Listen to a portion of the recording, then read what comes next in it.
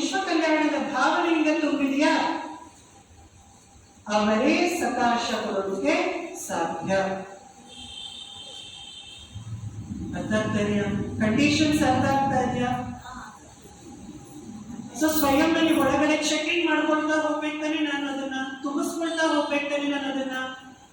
Next ಬಾಬಾ ಹೇಳ್ತಾರೆ, ಯಾರ ಒಳಗಡೆ ಗುಣ ಇದೆ, ನೆನೆ ಬಾಬಾ ಹೇಳ್ತಾರೆ, ತಿರಸ್ಕಾರ ಇದೆ, ದ್ವೇಷ ಇದೆ, ಅವರು ಸಕಾಶ ಕೊಡೋದಕ್ಕೆ ಸಾಧ್ಯನಾ? ಕೊಡೋದಕ್ಕೆ ಸಾಧ್ಯ ಇಲ್ಲ. ಕೊಟ್ಟರು ಕೂಡ ಹೋಗೋದಿಲ್ಲ. ನೀವು ಕೊಡ್ಬೋದು, ಹೋಗೋದಿಲ್ಲ. ಯಾಕೆ? ಗೋಡೆ ಕೆಲಸ ನಡೆಸ್ತದ್ದು.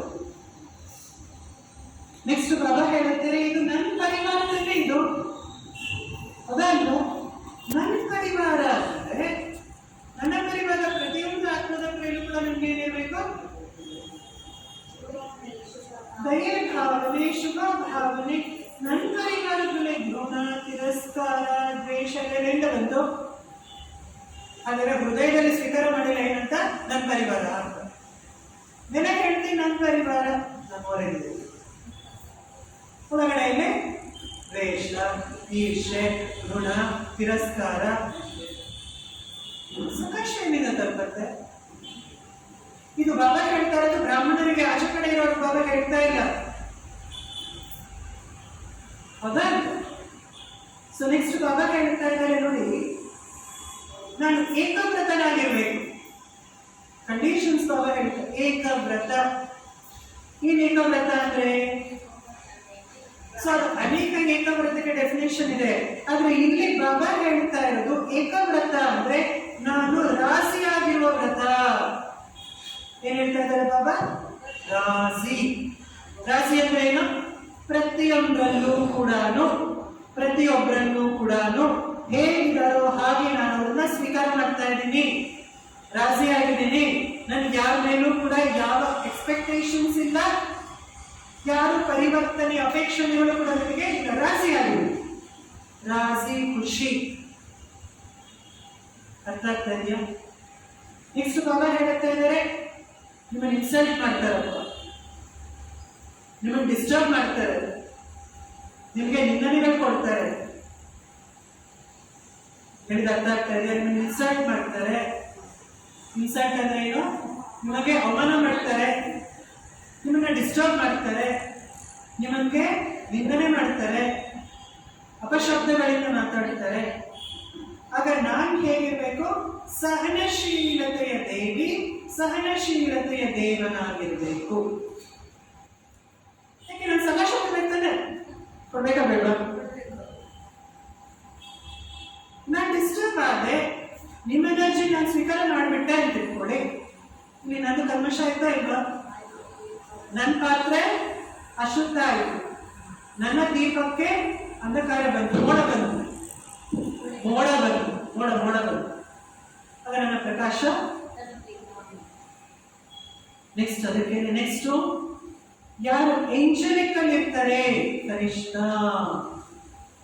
ಅವರೇ ಪ್ರಕಾಶ ಪಡೋದಕ್ಕೆ ಸಾಧ್ಯ. ಏಂಜಲ್, ಕನಿಷ್ಠ. ಯಾರು ಕೂತಿದ್ದೀರಾ? ಏಂಜಲ್ಸ್. ಯಾರು ಕೂತಿದ್ದೀರಾ? ಯಾರು ಕೂತಿದ್ದೀರಾ? ಫರಿಸ್ತೆಗಳು. ಯಾರು ಕೂತಿದ್ದೀರಾ? ಫರಿಷ್ಠೆಗಳು. ಯಾರು ಕೂತಿದ್ದೀರಾ? ಫರಿಸ್ತೆಗಳು. ಯಾರು ಕೂತಿದ್ದೀರಾ? ತೋರಿಸಿ. ದೇಹಾಭಿಮಾನ. ಫರಿಷ್ಠೆಗೆ ಯಾವ ದೇಹಾಭಿಮಾನ? ಫರಿಷ್ಠೆ ಆದ್ರೆ ಕೊಡೋದಕ್ಕೆ ಸಾಧ್ಯ. ಬಾಬಾ ಹೇಳ್ತಾರೆ ನೋಡಿ, ಇದು ಸಕಾಶದ ಸೆಂಡರ್ ಏಜೆನ್ಸಿ ಎಂಪ್ಲಾಯೀಸ್ ಕ್ವಾಲಿಫಿಕೇಶನ್. ಸಕಾಶ ಕೊಡಬೇಕು ಅಂದ್ರೆ ಒಂದು ಏಜೆನ್ಸಿ ತೆರೆದಿದ್ದಾರೆ ಬಾಬಾ, ಕರೆಕ್ಟಾ?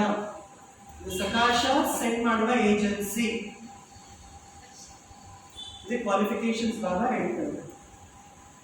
ಯಾರು ವಿಶ್ವಕ್ಕೆ ಮಿತ್ರರಾಗಿರ್ತಾರೆ, ಸೊ ಯಾರು ವಿಶ್ವದ ಜೊತೆ ಮೈತ್ರಿ ಇದೆ, ಯಾರಿಗೆ ವಿಶ್ವದ ಕಲ್ಯಾಣ ಮಾಡುವಂತವರಾಗಿದ್ದಾರೆ. ಏಂಜಲ್ ಅಂದ್ರೆ ಯಾರು? ಏಂಜಲ್ ಅಂದ್ರೆ ಯಾರು? ಏಂಜಲ್ ಅಂದ್ರೆ ಯಾರು? ವಿಶ್ವಕ್ಕೆ ಮಿತ್ರ.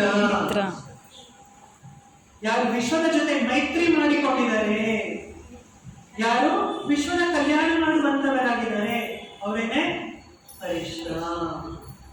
ನೋಡಿ, ಫರಿಷ್ಠಗಳಿಗೆ ಯಾವ್ದಾದ್ರು ಭೇದ ಭಾವಗಳಿರುತ್ತಾ, ತಾರತಮ್ಯಗಳಿರುತ್ತಾ? ಏಂಜಲ್ಸ್ ಎಲ್ಲಿ ಅವಶ್ಯಕತೆ ಇದೆ ಅಲ್ಲಿ ಹಾರ್ತಾರೆ, ಅವರಿಗೆ ಏನ್ ಬೇಕೋ ಅದನ್ನ ಕೊಡ್ತಾರೆ, ಹೋಗ್ತಾ ಇರ್ತಾರೆ, ಅಲ್ಲಿ ಇರೋದು ಇಲ್ಲ. ತನ್ನ ಕೆಲಸ ಮುಗಿತಾ ಹೋಗ್ತಾ ಇರ್ತಾರೆ, ನಿಸ್ವಾರ್ಥವಾಗಿರ್ತಾರೆ. ಹೌದಾ? ಇದೆಲ್ಲ conditions. Part 1 conditions. Next part 2. Part 1 ಏನು ನಾವು ಸ್ವಲ್ಪ ಸ್ಥೂಲ ಸೂಕ್ಷ್ಮ ಇರಬೇಕು. ಪಾರ್ಟ್ 2 ಸೂಕ್ಷ್ಮದಲ್ಲೂ ಕೂಡ ಬಾಬಾ ಡೀಪ್ ಆಗಿ ನಾವು ಚೆಕಿಂಗ್ ಮಾಡ್ಕೋಬೇಕಲ್ಲ. ಸೊ ಯಾವಾಗ ನಾವು ಶ್ರೀಮಂತದ ಮೇಲೆ ಅಕ್ಯುರೇಟ್ ನಡೀತಾ ಇದ್ದೇವೆ ಅಂತ ಆಗ ಬಾಬನ ಏನ್ ಟೆನ್ಷನ್ ಇದೆ ಅದನ್ನ ನಾವು ನಿರ್ಧಾರಿತ ಮಾಡಬಹುದು. ಬಾಬನದ್ದು ವಿಶೇಷವಾಗಿ ಯಜ್ಞದಲ್ಲಿ 108 ಶ್ರೀಮಂತಗಳನ್ನ ಅಫಿಷಿಯಲ್ ಆಗಿ ತೆಗೆದಿದ್ದಾರೆ. ಎಷ್ಟು ಶ್ರೀಮಂತ? 108 ಶ್ರೀಮಂತ. ಎಷ್ಟು ಜನ ಗೊತ್ತಿದೆ 108 ಶ್ರೀಮಂತ ಅನ್ನೋದು ಕೂಡ ಇದೆ ಅಂತ?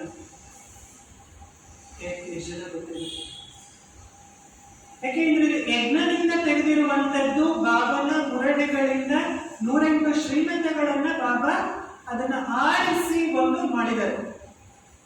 ಒಂದ್ಸಲ ಕಳಿಸೋಣ ಅಪ್ಪಗೆ ನೋಡಿ. ಅವರು ನಾವು ಒಂದ್ಸಲ ಏನ್ ಮಾಡಿದ್ವಿ ಅಂದ್ರೆ 5 ಶ್ರೀಮಂತ ಒಂದೊಂದು ದಿವಸ ಒಂದೊಂದು ಹೇಳ್ತಾ ಅದನ್ನ ಇಡೀ ದಿನ ಅಟೆನ್ಷನ್ ಇಡಿ ಅಂತ ಮಾಡಿಸ್ತಾರೆ.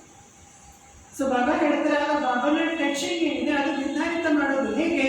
ಇದು ಬಾಬಾ ಟಚಿಂಗ್ ಅಂತ ಹೇಗೆ ನಿರ್ಧಾರಿತ ಮಾಡ್ತೀರಾ ನೀವು?